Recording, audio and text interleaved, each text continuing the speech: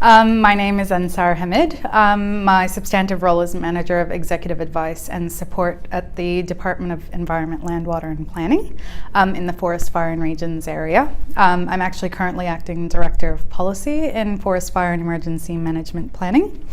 And the remit is to look after bushfires, emergency management, and sort of managing the tension between forestry and timber harvesting and actual conservation and sustainability of our forests.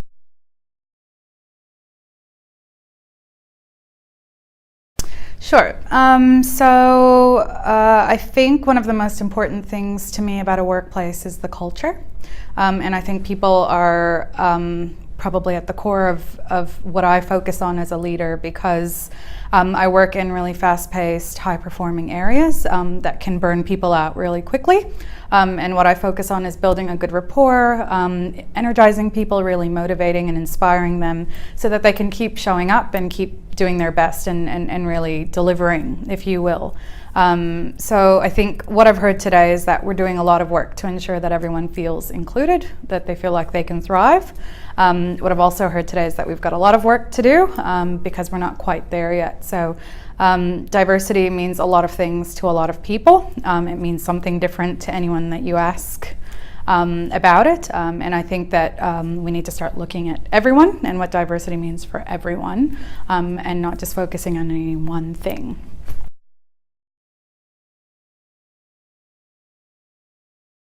Yeah, so certainly working in government, the machine operates really slowly.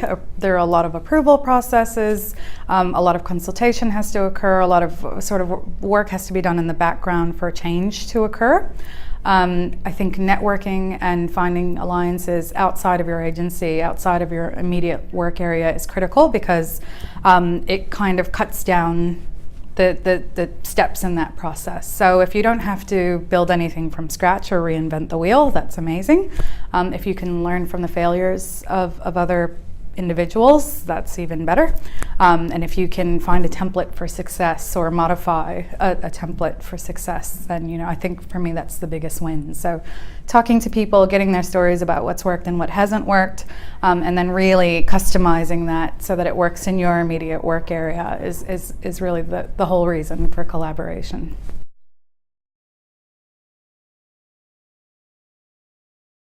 Yeah. I mean, I know people see things on the news and there's a lot of propaganda that happens. I think that the biggest difference for me between Australia and the US is that the United States is a capitalist country. So the merit myth is not a myth, it's actually real. Organizations believe in their bottom line, and they'll do everything that they can to improve that bottom line, increase profits. And so what that means is that a lot of times the best person does actually get the job and has access to opportunities as long as they're performing and delivering.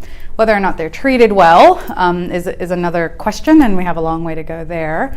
But I think the fact that we keep referring to it as a merit myth in Australia is telling in itself. So it doesn't necessarily matter if you're the right person for the job, if you're the best person for the job. There is an underlying current or culture that exists where that's not all that's factored in when decisions are being made about who gets the role. And so I think for me that would be the biggest difference. It was the biggest shock, certainly, coming into the workplace and performing and delivering, and then realizing that there's an unspoken culture that happens, and then navigating that unspoken culture. And one of our speakers actually talked about that today.